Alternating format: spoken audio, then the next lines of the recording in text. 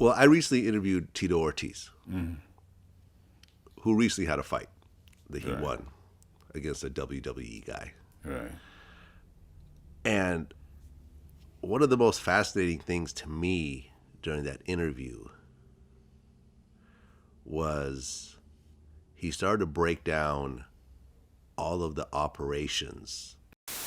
And it's hard, and the bodies can't take that much damage. I mean, I've had 8 surgeries myself through my career. I've had ACL replacing my left knee, ACL replacing my right knee, 50% of my meniscus taken out my right knee, L4-5, S1 fused in my lower back, T3, T2, T2, T1, T1, C7 disc replacement, C7, C6 fuse, C6, C5 fuse, C5, C4 disc replacement, and a reattached retina, and probably about maybe 10 to 12 concussions.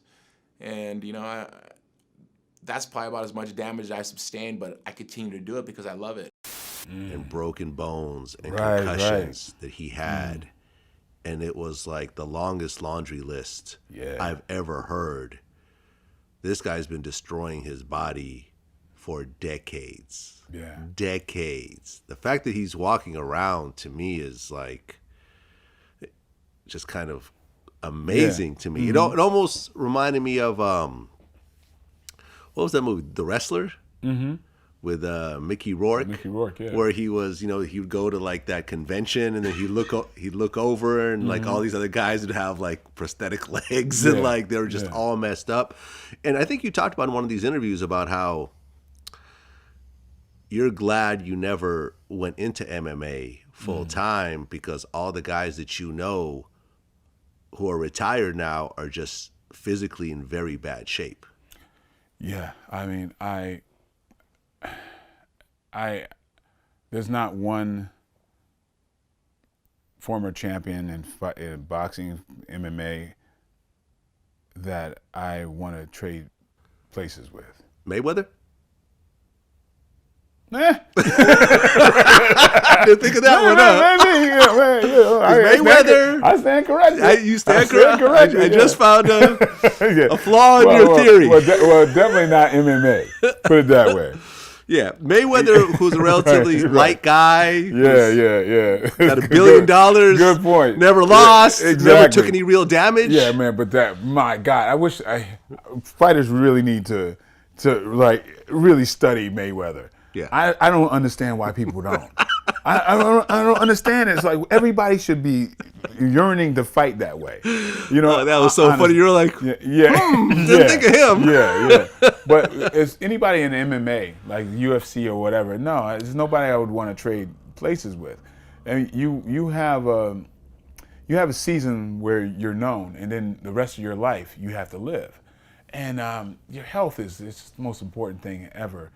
And again, why my heart goes out to so many fighters, because they put themselves on the line for, their livelihood, but for entertainment as well.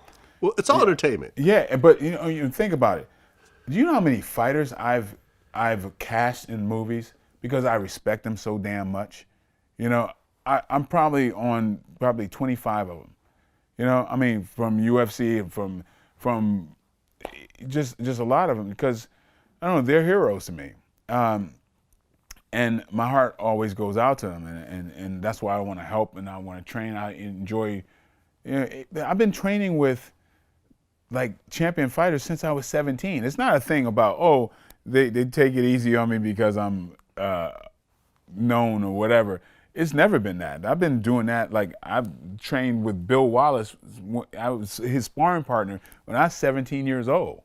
And then Joe Louis, the karate Joe Louis, been your kid, all this stuff. I've been in the trenches with fighters my whole life, and even boxers. I'm training with people like, Frankie Lyles is my best friend, and I'm in the camps, and I love fighting. That's just me. I was with Glover Teixeira last night because I happened to be in Connecticut, and I veered away and to go, work out, trade, do some stuff with him because I had a couple hours or whatever. And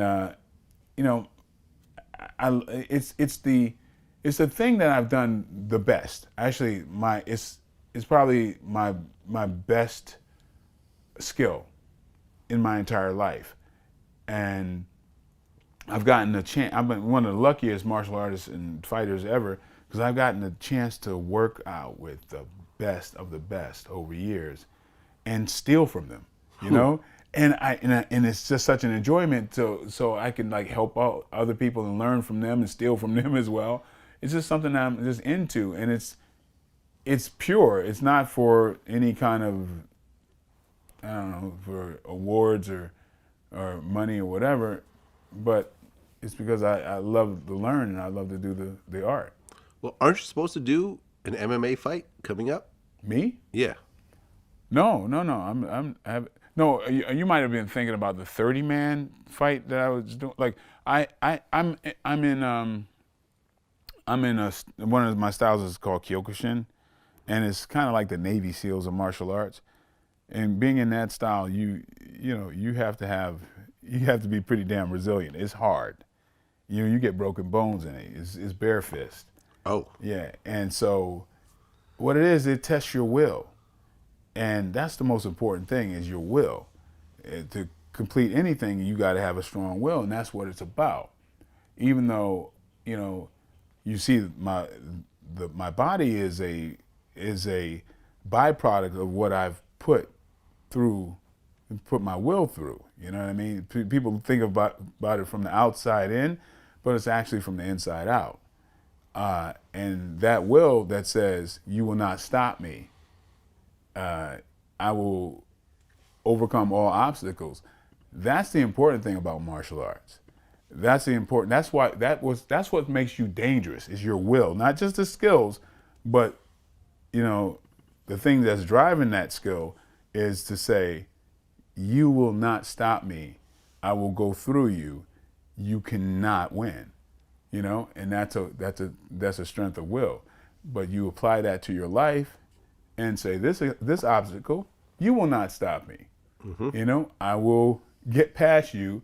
You will not win. So that's really what the contribution is. And so I love it because my opponent is another obstacle. Biggest obstacle is me, because I have to overcome that opponent. And I bow to him because he allows me to become better. That's what it's about. Thank you for helping me in my will to become stronger by providing an obstacle.